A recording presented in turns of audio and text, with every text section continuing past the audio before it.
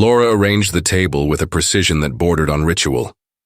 Crystal glasses caught the glow of two tall candles, their flames bending in the draft of the old house. A roast, her mother's recipe, rested in the oven, the smell of rosemary, filling the air. 10 years of marriage deserved more than takeout, she told herself. Tonight she would remind David what they still had. The clock on the wall ticked louder than usual. 20 p.m. passed, then 7:30. Laura poured a glass of wine to steady her nerves. David had promised he wouldn't be late. No excuses this time, I swear. But the empty chair across from her was proof of another broken vow. She wandered to the window, brushing the curtain aside. The street was quiet, the drizzle from earlier leaving the pavement slick. Every set of headlights in the distance made her heart lift, only to sink again as the cars drove past. Laura sat back down, folding and refolding her napkin. Memories pressed against her. The early days when David had pursued her relentlessly, when she'd believed his ambition and charm meant security. But charm ages fast when it curdles into control. His late nights at the office, the unexplained absences, the arguments that left her doubting herself. They had become the true soundtrack of their marriage. By 8:00, the chicken was cooling, the candles burning low. The silence in the house was thick, a silence that didn't feel empty but hostile. Laura glanced at her phone on the counter. No messages, no explanation, just silence, sharper than any words David might have thrown. She poured a second glass of wine, though the first sat nearly untouched. The anniversary she had hoped would heal them was unraveling before it began. Laura closed her eyes, whispering into the stillness. How many more years like this can I survive? The sound of a car finally echoed outside, tires crunching against wet gravel. Headlights swept across the dining room wall. Laura's breath caught as she turned toward the door. It opened. David stepped inside, his shoulders tense, his eyes unreadable. The dinner waited untouched on the table, the candles burned to half their height. And in that instant, Laura knew the evening was already ruined. David dropped his keys onto the counter, with a metallic clatter, as if to announce his arrival without offering apology. His tie was loosened, his hair damp from the rain, his expression one of fatigue that shaded too easily into irritation. "You cooked," he muttered, glancing at the table without stopping to appreciate the effort. Laura forced a smile, though it barely touched her lips. "It's our anniversary." David's gaze flickered, then settled on the bottle of wine. "Right," he said flatly, pulling out a chair. "Sorry I'm late. Work." She watched him sit, the weight of his silence filling the space between them more than any explanation could. They began to eat, the only sounds the scrape of forks against porcelain and the occasional drip of candle wax onto the tablecloth. Laura tried to keep her voice steady. "I thought you said tonight was important to you." "It is," he replied quickly, though his tone carried no warmth. He reached for his phone, setting it face down beside his plate, as though its presence mattered more than the dinner in front of him. She studied him closely, his jaw clenched when the screen buzzed, his fingers twitching as though resisting the urge to check it. The phone vibrated twice more before he finally excused himself, standing and muttering, "Just work." "I'll be a minute." Laura sat frozen, staring at the glowing candles while muffled tones drifted from the hallway. His voice was low, urgent, almost a whisper. She couldn't make out the words, but the secrecy spoke louder than anything he could have said. When he returned, he slid the phone back into his pocket without meeting her eyes. "Let's not fight tonight," he said softly, as though offering peace, but the words felt rehearsed, like lines from a script he no longer believed in. Laura swallowed hard, her appetite gone. "I'm not fighting," she whispered. "I'm just listening," and in truth she was. Listening to the weight of pauses, to the silences that settled after every hollow reassurance, silence that told her more about their marriage than his words ever could. By the time they cleared the table, Laura felt the distance between them had doubled. He lingered on his phone again upstairs, shadows of light flickering across his face. Lying, Wake later, Laura stared at the ceiling, the echo of his whispered call gnawing at her. The silence had spoken, and it carried a message she could no longer ignore. The next morning, sunlight poured through the curtains, but it did little to ease the heaviness in Laura's chest. David had already left for work, his side of the bed cool, the faint scent of his cologne lingering in the air. She padded downstairs, intending to start coffee, when she noticed his phone on the counter. He never forgot his phone. The sight alone felt like an omen, a crack in the wall he had so carefully built around himself. Her hands trembled as she reached for it. The screen came alive at her touch, still unlocked. For a moment, she almost set it back down. Almost. But the silence from the night before, the whispers down the hall, urged her forward. Messages filled the screen, some intact, others cut short, mid-sentence as if hastily erased. You shouldn't call this late. She's starting to suspect. Tonight isn't safe. Her throat tightened. The thread bore no name, just a string of numbers. Deleted responses left ghostly gaps. But the fragments that remained painted a picture more damning than anything whole. Laura's heart raced. Who was she, and what wasn't safe? That evening when David returned, she couldn't contain it. You left your phone at home, she said carefully. I saw the messages. His eyes hardened, but his lips curled into a calm smile. You went through my phone? I had to. You've been hiding things. David stepped closer, his voice a measured blend of disappointment and control. Laura, do you realize how paranoid that sounds? You're creating problems that don't exist. Her pulse thudded. Don't twist this. I saw them. I know something's going on. Work contacts, he snapped, then softened as though catching himself. Half of what we send is code, confidential projects. You wouldn't understand. But instead of trusting me, you assume the worst. His tone dripped with practiced hurt, making her doubt the evidence in her own hands. Had she really misread it? Was she truly paranoid? Tears blurred her vision. I need the truth. David cupped her cheek, his thumb brushing her skin almost tenderly. The truth is you're letting fear ruin what we have. Do you want that? She froze, caught between anger and shame, between what she'd seen and what he wanted her to believe. That night, Laura lay awake, staring at the ceiling.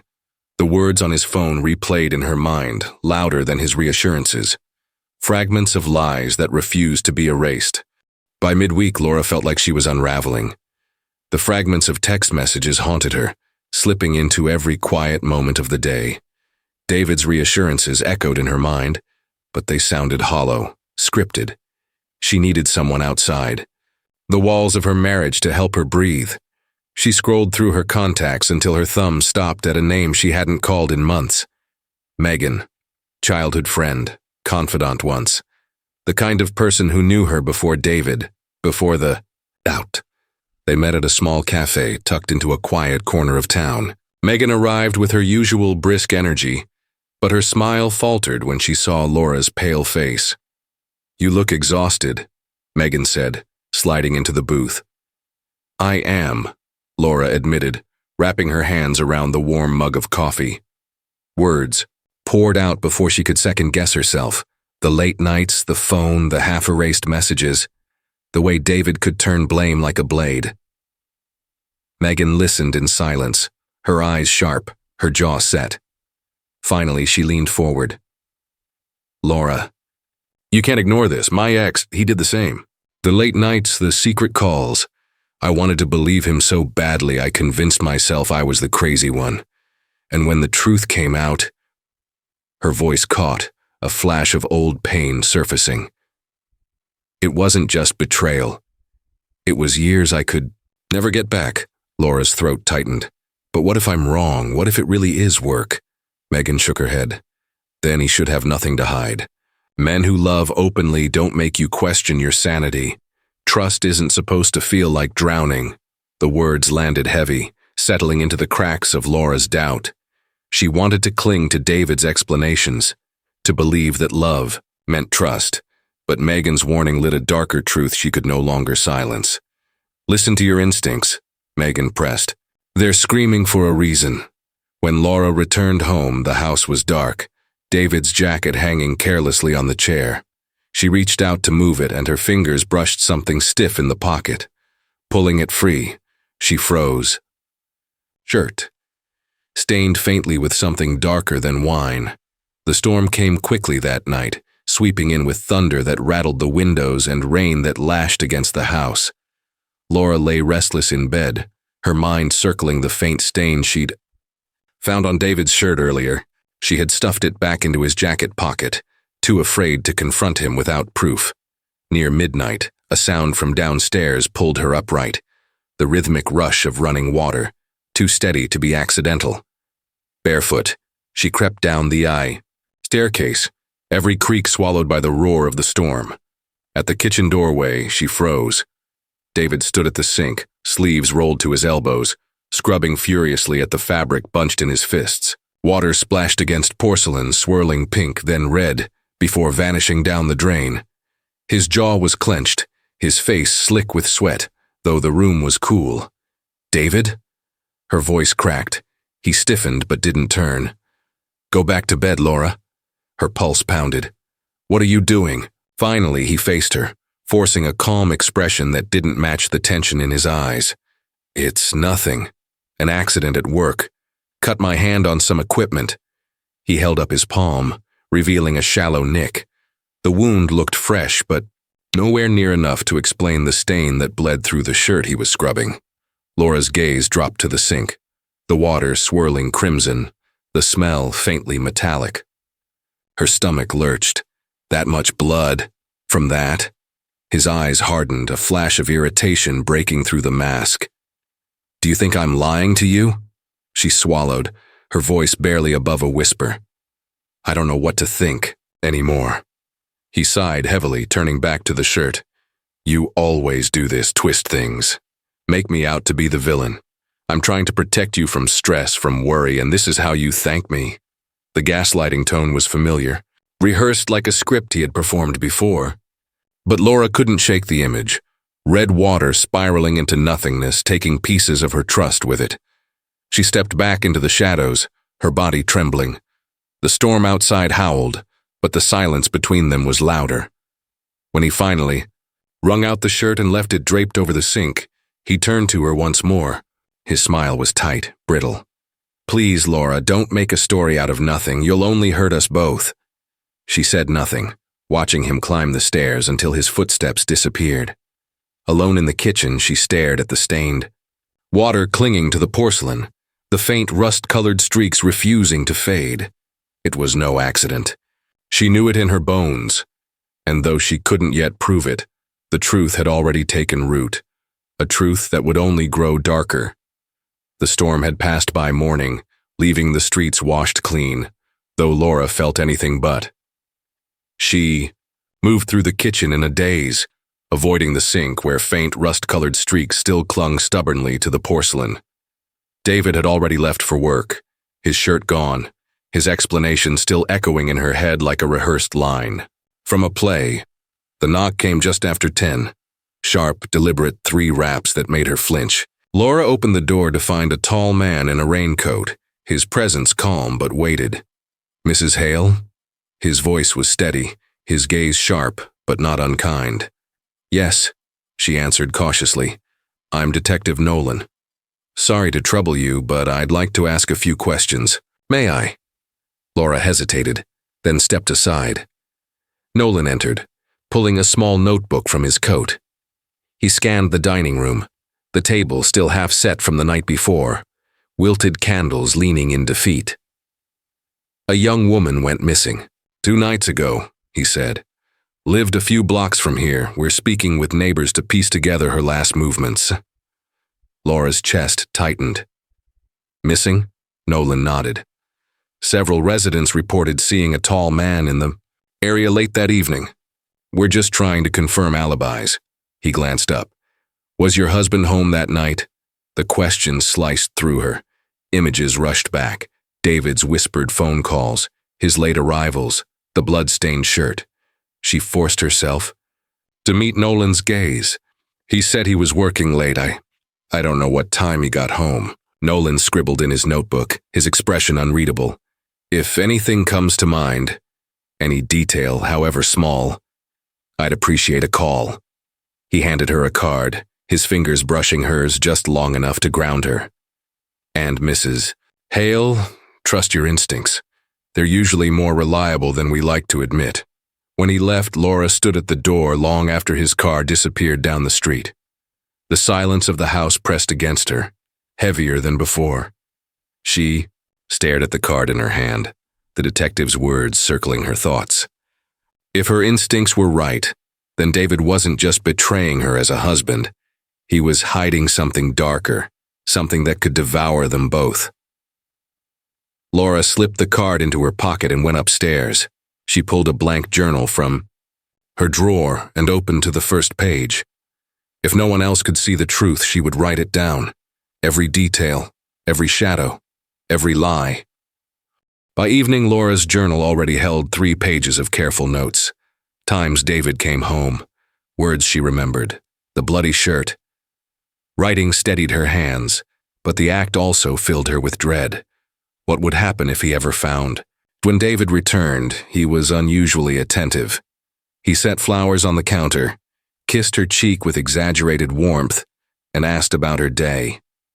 The gestures should have comforted her, but instead they felt like chains tightening with every smile. "You've been quiet lately," he said over dinner, his tone soft but probing. "Is something wrong?" Laura hesitated. "I've just had a lot on my mind." His eyes narrowed slightly before he leaned closer, hand covering hers. "Laura, I know you. You're restless, anxious. It's starting to worry me. You don't trust me anymore, do you?" The words landed like an accusation disguised as concern. "Never said that," she whispered. "But you don't have to." His voice was calm, almost gentle. "I can feel it. You look at me like I'm the enemy, like I've done something unforgivable. Do you know how much that hurts?" Her throat tightened. "I'm not," he interrupted, his tone sharpening. "Do you realize what you're doing? You're letting paranoia rot us from the inside. I work hard, I sacrifice, and instead of gratitude, I come home to suspicion. What more do you want from me?" Tears stung her eyes. She wanted to scream about the blood, about the detective, about the phone. But his words pressed down like a weight, smothering her voice. "You're not well, Laura," he continued softly, as if delivering a diagnosis. "I think stress is getting to you. Maybe you should see someone. I only want what's best." The room seemed to shrink around her, the walls leaning in. What was best? His best. A life where her doubts didn't exist, where truth was buried beneath guilt. When he finally smiled again and squeezed her hand, it felt less like affection and more like a warning. "Stay in line." That night, lying stiff beneath the covers, Laura understood the truth Megan had tried to tell her. This wasn't love anymore. It was captivity, a prison without bars, built from lies and whispered blame. And if she didn't find a way out, it would consume her completely. The following afternoon, Laura sat at the kitchen table, her journal open but untouched. Every word David had spoken the night before echoed in her head. "You're not well, you're paranoid. You're ruining us." His voice lingered like poison, blurring her grip on reality. Then her phone buzzed. The message came from an unfamiliar number. "I know David. You need to hear the truth." Laura's heart lurched. Her first thought was of a mistress, the faceless woman behind the half-erased texts. Her hands shook as she typed back, "Who are you?"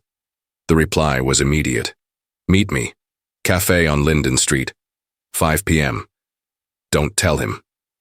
For hours, Laura debated. Fear gnawed at her. What if it was a trap, or worse, a cruel game? But silence. At home had already become its own prison. She needed answers, even if they destroyed her. At dusk, she slipped out under the pretense of running errands. The cafe was nearly empty, its windows fogged from the chill outside. Laura slid into a booth at the back, her pulse thrumming in her throat. The door opened. A woman stepped in, mid-30s, dark hair pulled into a severe knot. Her eyes, sharp, guarded. She spotted Laura instantly and approached without hesitation. "Laura?" "Yes," she whispered. The woman sat, her expression tense. "My name is Evelyn. I'm David's stepsister." Laura blinked, stunned. "Stepsister? He's never— Of course he hasn't told you." Evelyn cut in, bitterness lacing her voice. "He doesn't tell anyone. He buries the past the same way he buries everything else." Laura gripped her coffee cup, knuckles white. "Why contact me?" "Because you need to know who you married," Evelyn said firmly. "David isn't just secretive. He's dangerous. When we were kids, he was violent. Animals, fights at school, lies that left others ruined.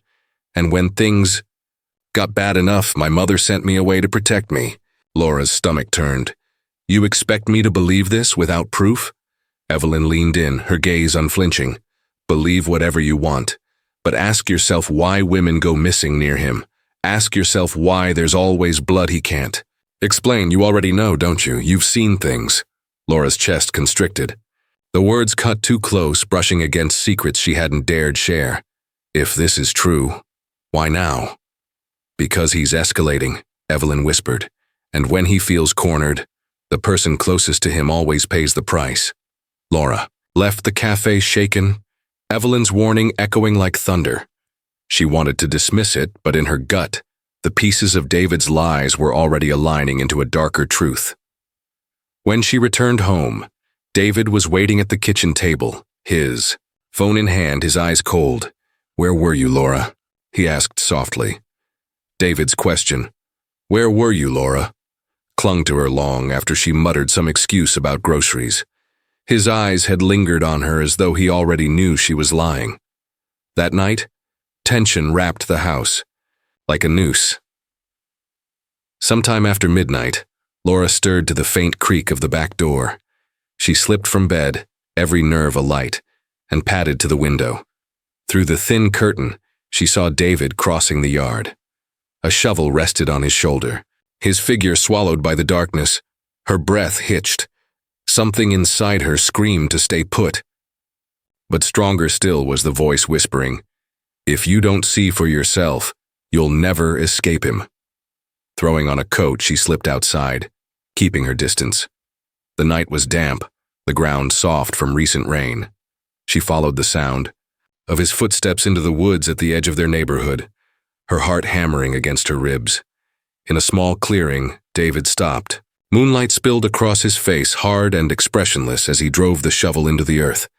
Each strike was violent, deliberate, the soil giving way to a widening pit. Laura pressed against a tree, breath shallow, afraid to move. When the hole was deep enough, he dragged something forward. A long, heavy bundle wrapped in tarp. He grunted as he lowered it into the pit. For a moment the tarp shifted, and Laura saw a smear of dark red across the fabric. Her stomach lurched, bile burning her throat. She wanted to run, to scream, but terror glued her to the spot. David paused, resting on the shovel, his head turning slowly, scanning the trees. Laura froze, her back pressed hard against the rough bark, praying he wouldn't hear the wild thud of her heart. After a long silence, he returned to his task, shoveling dirt back into the pit, covering the bundle inch by inch until the ground looked undisturbed. Laura backed away, step by careful step, until the trees shielded her from view. Only when the house lights came into sight did she let herself breathe again. Inside, she locked the door, her body trembling uncontrollably. She slid to the floor, clutching her knees. The image burned into her mind.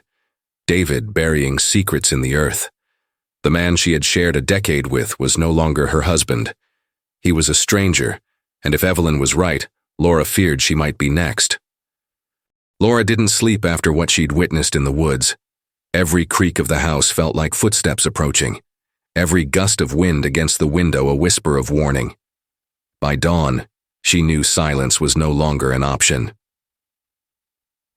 When David left for work, shovel gone from the garage, she retrieved the detective's card from the drawer where she'd hidden it. Her fingers trembled as she dialed, the phone heavy in her hand. "Detective Nolan," came the voice on the other end. "It's Laura Hale," she whispered. Her throat was raw, her voice cracking. I think my husband is involved in something terrible. I have proof." 2 hours later, Nolan sat across from her in the living room. Laura handed him the journal she'd been keeping. Pages filled with notes of David's comings and goings, fragments of conversations, the night of the bloody shirt, and finally, what she had seen in the woods. Nolan flipped through the entries, his expression tightening. This is exactly what we needed. We've been watching him, but this ties pieces together we couldn't prove. Laura's stomach churned. So it's true? The detective met her eyes, his voice steady but grim. We believe your husband is connected to at least 2 disappearances. The woman who went missing last week, her belongings were found not far from where you described. And now, with your testimony, we can move.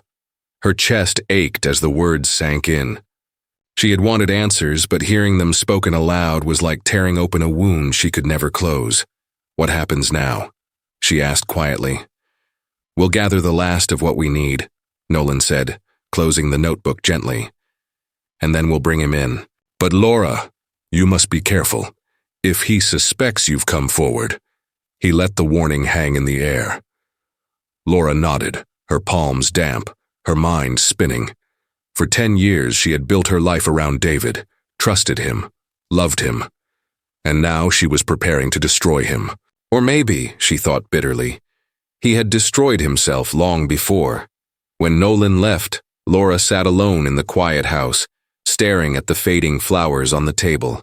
The illusion of her marriage had shattered, leaving only shards sharp enough to cut. She whispered into the stillness, It's over, David. But even as she said it, headlights swept across the driveway, signaling his return, sooner than expected. Laura's heart hammered as David's car pulled into the driveway earlier than expected. She hurried to tuck the detective's card and her shaking hands beneath the table. The door swung open, and David stepped inside, his eyes sweeping the room with a sharpness that made her blood run cold. Home already? She asked, forcing her voice into something casual. He studied her for a long moment, then smiled tightly. Work ended sooner than I thought. But before the tension could coil tighter, flashing lights washed across the windows, red, then blue, spilling over the walls like a warning. David turned, confusion breaking into anger as the knock came, firm and commanding. David Hale, a voice boomed. Police, open the door. David's jaw clenched. He glanced back at Laura, suspicion flashing in his eyes. What did you do? She shook her head, tears threatening. I told the truth. The door burst open, officers flooding in. Detective Nolan followed, his expression grim but resolute. David Hale, you're under arrest for the disappearance of Caroline Miller and others. You have the right to remain silent. David struggled, shouting over the words. This is insane. She's lying. She's paranoid. She's sick. But the handcuffs snapped shut, his voice breaking into something raw, almost feral. As the officers pulled him toward the door, his gaze locked on Laura. His words slashed across the room like a blade. You destroyed us, Laura. Remember that. The door slammed behind them, leaving silence so heavy it pressed against her chest.